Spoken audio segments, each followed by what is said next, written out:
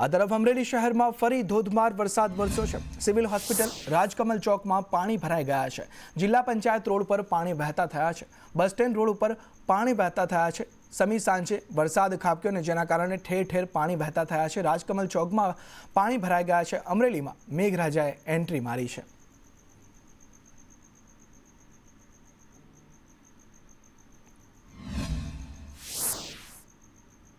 વાત છોટાઉદેપુરની કરીએ તો છોટાઉદેપુરમાં ભારે વરસાદથી પાણી ભરાયા છે। નીચાણવાળા વિસ્તારોમાં પાણી ભરાયા છે। નિઝામી સોસાયટીમાં ઘૂંટણસમાં પાણી ભરાયા છે।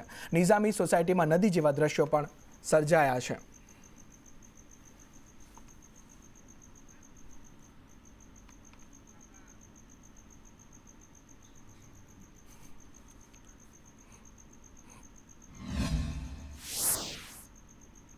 આ તરફ સાંસદ ગેનીબેન ઠાકોર થરાદની મુલાકાતે પહોંચ્યા। ગેનીબેન ઠાકોરે સંદેશ ન્યૂઝ સાથે વાત કરી। સુઈગામ, ભાભર, થરાદ અને વાવને ભારે નુકસાન છે। ખેડૂતો, પશુપાલકોને સહાય અંગે કોઈ જાહેરાત નથી। સરકારે સહાય અંગે જાહેરાત કરવી જોઈએ તેવું પણ ગેનીબેને કહ્યું છે। ગામડાઓમાં પાણી ભરાવાની સમસ્યાનો નિકાલ થાય। જે ઘાસચારો આપ્યો છે તે પણ ખૂબ ઓછો આપ્યો છે। મુશ્કેલીના સમયમાં સરકાર પોતાની જવાબદારી નિભાવે તેવું ગેનીબેન દ્વારા કહેવામાં આવ્યું છે। બનાસકાંઠા જિલ્લાના વાવ, થરાદ અને સુઈગામ જે અતિવૃષ્ટિનો અત્યારે ભાર પડ્યો છે તે અત્યારે લોકોને તેને લઈ અત્યારે બનાસકાંઠા સંસદ ગેનીબેન જોડાયા છે આપણી સાથે અને પૂછીએ કે ખરેખર આ બાબતે આપણું શું કેવું છે? સમગ્ર વાવ, બાબર, સુઈગામ અને થરાદ આ 4 તાલુકામાં 7 સપ્ટેમ્બરથી કરીને 7, 8, 9 અતિ ભારે વરસાદના કારણે આ વિસ્તારના જે ગામો આવતા હતા એ ફ્લડથી પ્રભાવિત થયા છે। એમાં મુશ્કેલી અનેક પ્રકારની થઈ, પણ એની સાથે સૌથી વધારે જો કોઈ મુશ્કેલી હોય તો એક હાથે 20 ઇંચ જેટલો વરસાદ અને જે પાણીનો નિકાલ થવો જોઈએ એ બિલકુલ થતો નથી। અને વહીવટી તંત્ર પણ એની જે ઈચ્છા શક્તિ પ્રમાણે કામ કરે છે। જે ભૌગોલિક સ્થિતિ છે, વર્તમાન ત્યાંની જે સ્થિતિ છે એને ધ્યાનમાં લઈને ગંભીરતાપૂર્વક કામ કરવું જોઈએ। એમાં ક્યાંક ને ક્યાંક હું માનું ત્યાં સુધી પરિણામ હજુ જેવું જોઈએ એ પ્રમાણમાં નથી। બીજું, આજે અઠવાડિયું થઈ ગયું પણ સરકારે એના જે રૂલ્સ જાહેર કરવા પડે એ હજુ આજ સુધી કર્યા નથી કે ભાઈ અમે ખેતીમાં કેટલું આપીશું, ઘર વખરી કેટલી આપીશું, પશુઓ માટે શું આપે, એટલે એના જે નુકસાનીના ધારા ધોરણ હોય હજી આજ સુધી એની વિધિવત પરિપત્ર કરવો જોઈએ કે અધિકારીએ એની જાણ નીચેના અધિકારીઓને કરવી જોઈએ। પૈકીનું કઈ જાણવા મળ્યું નથી। તમામ વિસ્તારના જે ફ્લડ પ્રભાવિત જે ગામો છે મેન એ ગામોની મુખ્ય માગણી એવી છે કે સહાય તો સરકાર જે કાંઈ એના ધારા ધોરણ પ્રમાણે કરે, પણ આ ગામોનું કાયમી પાણીનો નિકાલ માટેની કોઈ મજબૂત યોજના અને મોટી યોજના બનાવીને ટૂંક સમયની અંદર એની જાહેરાત થાય એવું આ તમામ ગામના લોકો ઈચ્છી રહ્યા છે। સૌથી અત્યારે જો વિકટ પરિસ્થિતિ હોય તો ગૌશાળામાં જે ગાયો છે, પશુધન છે એની મુશ્કેલી સૌથી વધારે છે। સંચાલકો પણ ક્યાંક ને ક્યાંક મુશ્કેલીમાં મુકાણા છે, કેમ કે બહારથી લીલું ઘાસ આવતું હતું એ પણ બંધ થઈ ગયું છે। સરકારને મોકલીશું, જરૂર પડે તો રાજ્યપાલને મળવું પડે તો પણ ડેલિગેશન હાથે બધા આગેવાનો મળશે અને લોકોને જે આ મુશ્કેલીની ઘડીમાં સરકારની જવાબદારી છે એની પૂરેપૂરી નિભાવે એવી અમે કોંગ્રેસ પાર્ટી તરીકે સરકાર પાસે અપેક્ષા રાખીએ છીએ। સંદેશ ન્યૂઝ, દેવરામ મિસ્ત્રી, થરાદ। બનાસકાંઠાના વાવ, થરાદ અને સુઈગામ પંથકમાં વરસાદના વિરામ બાદ પણ જ્યાં જુઓ ત્યાં પાણી જ પાણી છે। આ વિસ્તારના ખેતરો હોય કે ઘર હજી પણ પાણી ઓસર્યા નથી। ત્યારે અસરગ્રસ્તોને સહાય માટે સરકાર દ્વારા કેશ ડોલની પ્રક્રિયા હાથ ધરાઈ છે, જેમાં આધાર કાર્ડ ફરજિયાત કરતા કેટલાક ખેડૂતોમાં નારાજગી જોવા મળી રહી છે। જ્યારે કેટલાક ખેડૂતોએ તંત્રના નિર્ણયને આવકારતા કહ્યું હતું કે આધાર કાર્ડ ફરજિયાત કરવાથી સાચા અસરગ્રસ્તને સહાયનો લાભ મળશે। નુકસાન જોવા જઈએ તો બહુ ભારે નુકસાન છે। બધું ઘર વખરી હોય, તકલીફ કોઈ પાર નથી એટલો છે, પણ આધાર કાર્ડ એના માટે જરૂરી છે કે આધાર કાર્ડ હોય તો જે વ્યક્તિને તકલીફ હોય, નુકસાન થયું હોય એને લાભ મળી શકે, એટલે એની અંદર ભ્રષ્ટાચાર ન થાય, બીજો લાભ ન લઈ શકે, એના માટે આધાર કાર્ડ મહત્વ છે। લગભગ મારું ગામ ભાખરી વાવ તાલુકાનું ગામ છે। વાવથી 9 કિલોમીટરના દૂરે આવેલું છે। આ ગામ લગભગ 90 થી 95% વિસ્તાર પાણીમાં હતો અને સરકારે 100% કેશ આપવાની કેશ ડોલ આપવાની વાત કરી છે। મારું એવું માનવું છે કે આધાર કાર્ડ ફરજિયાત હોવું જોઈએ। આધાર કાર્ડ ના હોય તો ગામનો પુરાવો એવી રીતે કે મારું એવું માનવું છે કે આધાર કાર્ડ। આ તરફ મોરબીમાં પતિએ કરી પત્નીની ઘાતકી હત્યા। બોથડ પદાર્થ વડે પત્નીની હત્યા કરી નાખી પતિ ફરાર થઈ ગયો છે। મોરબીના સિરામિક લેબર ક્વાર્ટરમાં આ દુર્ઘટના સર્જાઈ છે। શ્રમિક કાના બારેલાએ પત્ની બિન્દ્રાનીની હત્યા નિપજાવી છે. મૂળ મધ્યપ્રદેશનો રહેવાસી મોરબીમાં મજૂરી કામ કરતો હતો. પોલીસે આરોપીની શોધખોળ શરૂ કરી છે. આ તરફ ભરૂચ ડેરીની ચૂંટણી પહેલા 6 સભ્યોને સસ્પેન્ડ કરવામાં આવ્યા છે. એમએલએ અરુણસિંહ રાણાની પેનલના સભ્યો સસ્પેન્ડ કરવામાં આવ્યા છે, જેમાં મેન્ડેટવાળા 2 અને મેન્ડેટ વિરુદ્ધના 4 સભ્યોને સસ્પેન્ડ કરવામાં આવ્યા છે. ભરૂચ જિલ્લા ભાજપના પ્રમુખે 6 સભ્યોને સસ્પેન્ડ કર્યા છે. મેન્ડેટવાળા 2 સભ્યો છે અને 2 સભ્યોને પણ પક્ષમાંથી સસ્પેન્ડ કરી દેવામાં આવ્યા છે. શાંતાબેન પટેલ, નટવરસિંહ પરમારને સસ્પેન્ડ કરી દેવામાં આવ્યા છે. મેન્ડેટ વિરુદ્ધ ઉમેદવારી કરનાર 2 સભ્યો સસ્પેન્ડ છે, જેમાં હેમંતસિંહ રાજ અને જગદીશ પટેલને સસ્પેન્ડ કરાયા છે. જિગ્નેશ પટેલ, વિનોદ પટેલને સસ્પેન્ડ કરાયા છે. 19 સપ્ટેમ્બરે ચૂંટણી પહેલા રાજકારણમાં ગરમાવો જોવા મળી રહ્યો છે. ભારતીય જનતા પાર્ટીની સંકલન જિલ્લાની ક્યારે મળી નથી અને સંકલન મળવા માટેનો કોઈ આદેશ પણ નથી. આદેશ આપવામાં આવેલો ન હતો. પ્રક્રિયા સિદ્ધાંતોની વિરુદ્ધ પ્રદેશ ભારતીય જનતા પાર્ટીના પ્રમુખ પાટીલસિંહની લેટરથી સીધી દોરવણીના આધારે એમને જ મેન્ડેટ આપ્યો છે કે કોઈ સંકલન મળી જ નથી. મનમાં આવ્યું ને નામ મૂક્યું. કોને મુકાવ્યું એ તો હું મનથી સમજુ જ છું. આ તરફ સાબરકાંઠા જિલ્લાના સાબર સ્ટેડિયમમાં દાદાગીરી સામે આવી છે. કરાટેના સ્પર્ધકના વાલી સાથે દાદાગીરી કરવામાં આવી છે અને ઝપાઝપી કરવામાં આવી છે. વિદ્યાર્થીને જમાડવા બાબતે વાલી સાથે ઉદ્ધતાઈભર્યું વર્તન કરવામાં આવ્યું. કરાટેની તાલીમ આપનાર સંચાલકોએ દાદાગીરી કરી છે વાલી સાથે, ત્યારે વાલીએ સમગ્ર ઘટનાનો વિડીયો કેમેરામાં કેદ કર્યો. વાલી દ્વારા સંચાલકો સામે કાર્યવાહીની માંગ કરવામાં આવી છે. સાબરકાંઠાના રમતગમત અધિકારીને રજૂઆત પણ આ મુદ્દે કરવામાં આવશે. ચલો ને હવે ના ના યાર પિન્ટુભાઈ આ માણસ મને તું તારીથી બોલ્યો છે. આ મને અરે તું કહું તું ક્યાં નહીં ભાઈ, મારો તો મારો ભગવાન જોશે. 1000 રૂપિયા ફી લીધી છે અરેન્જમેન્ટની. હા પણ એમને તો છોકરો તો જમી શકે. મેં એમને એવું રજૂઆત કરી કે હું એક વાલી છું, મારો દીકરો જમી શકતો નથી જાતે, તો હું એને જમાડી શકું કે ના જમાડી શકું. એમને દુધ્ધતા ભરવાનું જોડે વર્તન કર્યું અને એવું કીધું કે તું તારા 1000 રૂપિયા પાછા લઈ લે, ભલે તારા દીકરાની બી મારે જરૂર નથી અને તારા જેવા વાલીની બી મારે જરૂર નથી અને મારી જોડે ગમે તેમ જેવું વર્તન કર્યું. બીજું મેં એમને રજો કે ભાઈ મારો દીકરો જમતો તે હું મારા હાથથી જમાડું, પણ એમને મને મારા દીકરાને જમાડવા ના દીધો, જે 3 વાગ્યા સુધી ભૂખ્યો રહ્યો. આ તરફ અમરેલીમાં એબીવીપીના કાર્યકરો એનએસયુઆઈમાં જોડાયા છે. એબીવીપીના 70થી વધુ યુવાનો એનએસયુઆઈમાં જોડાયા. અમરેલી જિલ્લા કોંગ્રેસ કાર્યાલયમાં આ કાર્યક્રમ યોજાયો હતો. કોંગ્રેસ આગેવાનોની ઉપસ્થિતિમાં તે તમામે તમામ એનએસયુઆઈમાં જોડાઈ ગયા છે.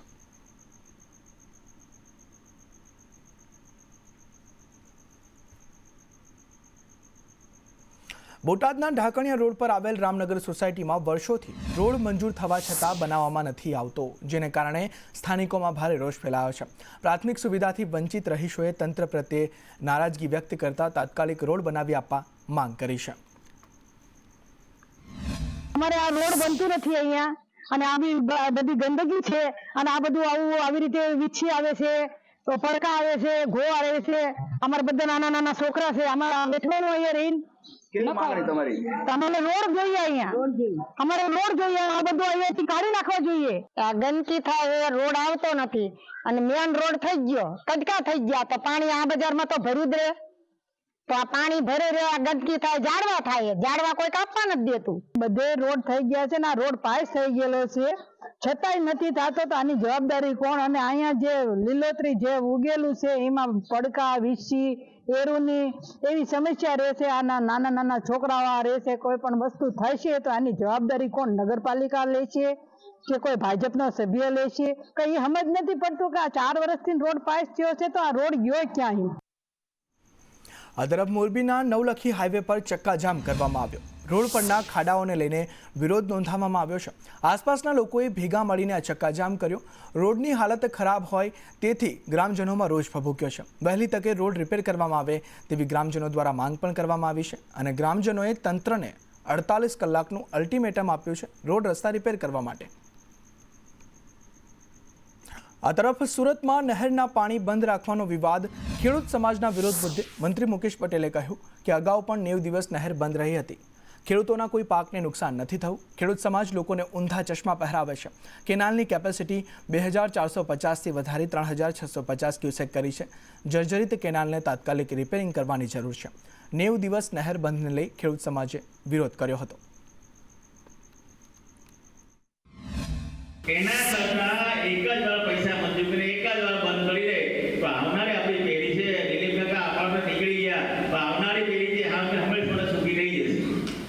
અને તૂટી જાય જે મનોભાઈ કીધું તૂટી જાય ને, ના શેરડીનો પાક બચે ના ડાંગરનો પાક બચે, બધા હાથ ઊંચા કરી દેવા પડે. અને આ લોકો નીકળી પડ્યા કેનાલ બંધ ના કરે, મને કઈ વાંધો નહીં, ના બંધ કરે, તમે લોકોને સહકાર, તમે કેવું તો સાહેબ આપણે કામ નથી કરવું, હું મૂકી દઈશ, નહીં કરીશ. પછી તૂટે તો બધા માથે લેવું પડે કે આ તૂટ્યું. મારે કશો વાંધો નહીં, તમે લોકો આ કહેશો તો કરશું, તમે લોકો ના કહેશો તો ના કરશું. પણ પછી તૂટે તો બંને પાક વેરવવાની એની જવાબદારી કે પછી એટલા સમયમાં બની શકવા નથી. ગત વર્ષે પણ જે કેનાલ આપણે કામો કર્યા હતા એમાં 90 દિવસ બંધ રાખી, ક્યાંય કોઈનો શેરડીનો પાક બગડો, ઉનાળુ ડાંગર પાક લોકો પૂટા પાવામાં બનાવ્યું છે. તો આ વખતે બી એ સમય પર ખેડૂતો સર નક્કી કર્યું છે કે તમે સમય નક્કી કરો, એ સમયની આગળ શેરડીનો પાક પણ થાય, ડાંગરનો પાક પણ થાય, આમ તમામ પાકો થાય એનું આયોજન મેં કર્યું. કોઈનો પાક નહીં બને એવું કોઈ આયોજન નથી કર્યું.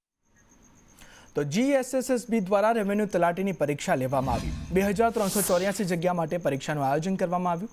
23 જિલ્લામાં 1384 પરીક્ષા સેન્ટર પર આ પરીક્ષા લેવામાં આવી. પરીક્ષાનું ગાંધીનગરથી લાઈવ નિરીક્ષણ પણ કરવામાં આવ્યું હતું. પ્રથમવાર સ્પર્ધાત્મક પરીક્ષાનું લાઈવ નિરીક્ષણ કરવામાં આવ્યું છે. મહાનગરપાલિકા કમાન્ડ એન્ડ કંટ્રોલ રૂમમાંથી આ નિરીક્ષણ કરવામાં આવ્યું હતું. રાજ્યમાંથી 3 લાખથી વધુ ઉમેદવારોએ આ પરીક્ષા આપી. ગૌણ સેવા પસંદગી મંડળ દ્વારા આજે તલાટીની પરીક્ષાનું આયોજન કરવામાં આવ્યું છે અને પ્રથમ વખત આ પરીક્ષાનું જે નિરીક્ષણ છે તે સીસીટીવીના માધ્યમથી હાલ અહીંયા કરવામાં આવી રહ્યું છે. ગાંધીનગર ખાતેના કમાન્ડ એન્ડ કંટ્રોલ સેન્ટર ખાતે હાલ આખી જે પરીક્ષા છે તેનું લાઈવ નિરીક્ષણ છે તે કરવામાં આવી રહ્યું છે. ગુજરાતમાં પ્રથમવાર આ પ્રકારે કોઈ સ્પર્ધાત્મક પરીક્ષાનું લાઈવ નિરીક્ષણ છે તે ચાલી રહ્યું છે. અને ગુજરાત રાજ્યના ટોટલ 23 જિલ્લાઓ જે છે એની ઉપર આપણે 1384 કેન્દ્રો ખાતે આ પરીક્ષા આપણે લઈ રહ્યા છે. લગભગ 4,25,000થી વધારે ઉમેદવારો છે આમાં ફોર્મ ભર્યા છે અને હાજરીનો ડેટા છે અમે અત્યારે સતત એના પર મોનિટરિંગ કરી રહ્યા છે. અને આ પરીક્ષાની વિશેષતા એ છે કે સમગ્ર જિલ્લા વહીવટીતંત્રના સહયોગથી તમામ કલેક્ટરશ્રી અને તમામ RSE અને તમામ જે વહીવટીતંત્ર અને પોલીસ સ્ટાફ છે એની મદદથી આપણે આખી પરીક્ષાનું આયોજન કરેલું છે. તો એમના જે GPS એનેબલ વાહનો જે છે એનું લાઈવ ટ્રેકિંગ આપણે અહીં કેન્દ્ર ખાતે બી જોઈ શકશું અને આપણને ખ્યાલ આવશે કે ભાઈ વ્હીકલ છે એ એમના સ્ટ્રોંગ રૂમથી નીકળી અને આપણા કેન્દ્ર સુધી આવી રહ્યું છે. બીજી વિશેષતા એ છે કે અત્યાર સુધી જે CCTVથી રેકોર્ડિંગ જે થતું હોય છે એ તો નોર્મલી દરેક એક્ઝામમાં થતું છે, પરંતુ આ વખતે ફર્સ્ટ ટાઈમ એવું છે કે આપણે અહીંયા લાઈવ 1384 કેન્દ્રોનું લાઈવ પ્રસારણ અહીંયા થઈ રહ્યું છે. તો આપણે અહીંથી જ જોઈ શકીએ છીએ કે તમામ ઉમેદવારો જે છે એ પરીક્ષા માટે આવે છે તો એક નિષ્પક્ષ અને એક પ્રકારના કોઈપણ પ્રકારના ગેરરીતિ ન થાય એની પૂરતી તકેદારી છે એ મંડળ દ્વારા લેવામાં આવેલી છે. કેમેરા પર્સન મનીષ વાણિયા સાથે આયુષ યાજ્ઞિક, સંદેશ ન્યૂઝ, ગાંધીનગર. 11,000 દીકરીઓનો રક્ષા દીક્ષા મહોત્સવ યોજાયો હતો. વિશ્વ ઉમિયાદ ફાઉન્ડેશન અને પ્રેરણા ગ્રુપના સંયુક્ત ઉપક્રમે કાર્યક્રમનું આયોજન કરાયું હતું. મહિલાઓમાં સ્વરક્ષા જાગૃતિ અભિયાન અંતર્ગત સર્વ સમાજની 11,000 દીકરીઓનો રક્ષા દીક્ષા મહોત્સવનું આયોજન કરાયું હતું, જેમાં 11 દીકરીઓને તેમની સ્વરક્ષા માટે કટારનું વિતરણ કરવામાં આવ્યું હતું. આ કાર્યક્રમમાં સાધુ સંતો અને રાજકીય અને સામાજિક આગેવાનો ઉપસ્થિત રહ્યા હતા. સમાજની દીકરીઓમાં એક અલગ પ્રકારના પોતાના આત્મસન્માન અને પોતાના સ્વરક્ષણ માટેની જે જ્યોત પ્રગટાવીશ, એ જ્યોતની અંદર દીકરીઓની અંદર પોતાનો એક આત્મવિશ્વાસ વધે, દીકરીઓની અંદર કોઈ પણ કુદ્રષ્ટિ નાખનાર અનિષ્ટ તત્વો સામે લાલ આંખ કરવાની હિંમત વધે, એ પ્રકારના અભિયાનના ભાગરૂપે આ બંને સંસ્થાઓએ એક સંયુક્ત પ્રયાસ કરીને આશરે 20,000 જેટલી જનમેદનીની ઉપસ્થિતિની અંદર આજે આ કાર્યક્રમ સંપન્ન થયો છે.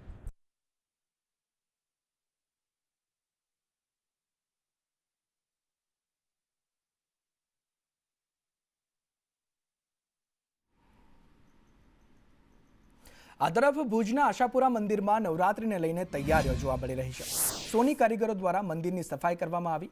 સોના ચાંદીના આભૂષણોની સફાઈ કરવામાં આવી. મંદિરમાં સફાઈની સોની પરિવાર દ્વારા આજે વર્ષો જૂની પરંપરા છે તેને નિભાવવામાં આવીને મંદિરની સફાઈ સોની પરિવાર દ્વારા કરવામાં આવી. પરંપરા મુજબ સોની પરિવાર મંદિરની સફાઈ કરે છે.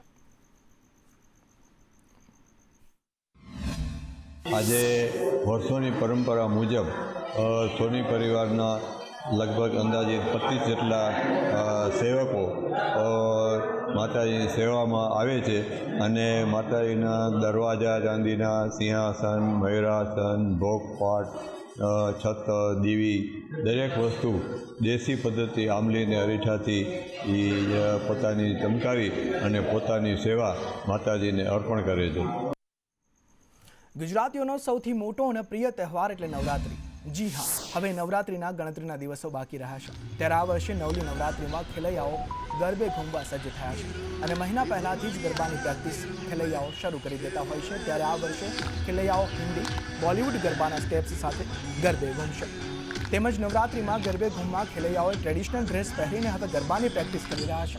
આ વર્ષે અમદાવાદી ખેલૈયાઓએ ટ્રેન્ડિંગ ગરબાના સ્ટેપ્સ સાથે નવા 25થી વધુ ગરબાના સ્ટેપ્સ તૈયાર કર્યા છે. ત્યારે ખેલૈયાઓના ગરબા સ્ટેપ્સ જોઈને તો બેસિક ગરબા, 3 તાળી ગરબા, હિંચક, ડોડિયા, ટેપો, ચક્ર, ઝિગઝેગ, બેઠક ગરબા જેવા વિવિધ ગરબા રમી ખેલૈયાઓ પ્રેક્ટિસમાં વ્યસ્ત થયા છે.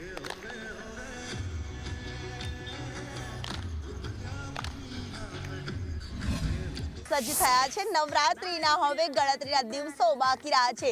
ત્યારે માઈ ભક્તો પણ પોતાની આરાધનામાં મંત્રમુગ્ધ થતા હોય છે. ત્યારે એક અમદાવાદના ખેલૈયાઓ છે તે પોતે ગરબાની પ્રેક્ટિસમાં પણ સમયમાં વધારો કરી દીધો છે અને ટ્રેડિશનલ કપડાં અવનવા પણ ડિઝાઇનર સીવડાવતા હોય છે અને એ જ ખેલૈયાઓમાં ગરબાને લઈને અવનવા સ્ટેપ સાથે ખેલૈયાઓ ગરબે ઘૂમતા નજરે છે તે પડી રહ્યા છે. ત્યારે કેટલાક ખેલૈયાઓ છે એમની સાથે પણ વાત કરવાનો પ્રયાસ કરીશું, કારણ કે આ વખતની નવરાત્રિ છે તે અલગ જ છે. આ વખતની નવરાત્રી ખેલૈયાઓ માટે કેવી રહેવાની છે? અમદાવાદીઓ કેવી ધૂમ મચાવવાના છે? અરે અમદાવાદીઓ તો અત્યારે બહુ જ એક્સાઇટેડ છીએ, કેમ કે હવે ગણતરીના દિવસો બાકી રહ્યા છે.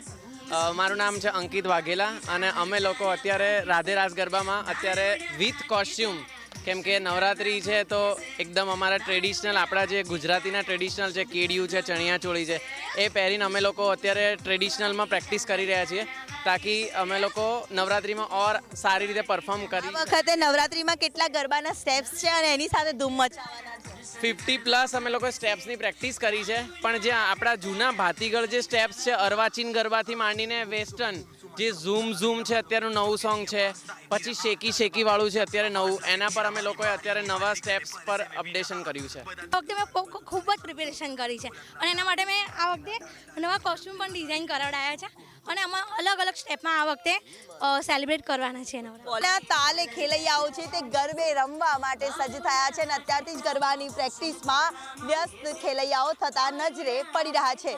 કેમેરામેન ઉપેન્દ્ર ત્રિવેદી સાથે દિવ્યા ચૌહાણ, સંદેશ ન્યૂઝ, અમદાવાદ. આ તરફ અમરેલી શહેરના અનેક બિલ્ડિંગના ફાયર એનઓસી ફરજી હોવાના આક્ષેપો થયા છે. અમરેલી નગરપાલિકાના પૂર્વ સદસ્ય પંકજ રોકડે ફાયર ઓફિસર પર લાંચ લેવાનો આક્ષેપો સાથે પોલીસ ફરિયાદ નોંધવા માટે જિલ્લા પોલીસ વડા, સેશન્સ જજ અને હાઈકોર્ટના ચીફ જસ્ટિસને લેખિતમાં રજૂઆત કરી છે. શાંતાબા મેડિકલ કોલેજની 2 બિલ્ડિંગના ફાયર એનઓસી ફરજી છે. રાજકીય આગેવાન પીપી સોજિત્રાએ કહ્યું કે ફાયર એનઓસી બિલકુલ ફરજી છે. તેમણે ફાયર ઓફિસર હરિકૃષ્ણદાન ગઢવી વિરુદ્ધ ફોજદારી કાર્યવાહી કરવા માંગ કરી છે. કે અમરેલી નગરપાલિકાના ફાયર ઓફિસર હરિકૃષ્ણદાન ગઢવી કે છેલ્લા 2 વર્ષથી રાજકોટમાં જ્યારે અગ્નિકાંડ થયો ત્યાર પછી એનો લાભ લઈ અમરેલી શહેરના તમામ બિલ્ડિંગોને કડકાઈથી સીલ કરવા એ બાબત યોગ્ય છે, પરંતુ બિલ્ડિંગના તમામ આધાર પુરાવા હોય આમ છતાં ફાયર એનઓસી પૈસા લીધા વગર એને કોઈને આપેલ નથી. ગઢવી સાહેબ ફાયરમાં ચાર્જ કરે છે એટલે વારંવાર એની ફરિયાદ આવતી હતી. મેં એની આરટીઆઈ કરી. મને એવું જાણવા મળ્યું કે સિવિલ હોસ્પિટલમાં 7 માળની બિલ્ડિંગ અને 3 માળની બિલ્ડિંગ એમાં ગેરનીતિ અજમાવેલી છે અને ખોટી એનઓસી આપેલી છે અને ખોટા ડોક્યુમેન્ટ વગેરે મેં માહિતી માંગી તો મને એમાં જાણવા મળ્યું.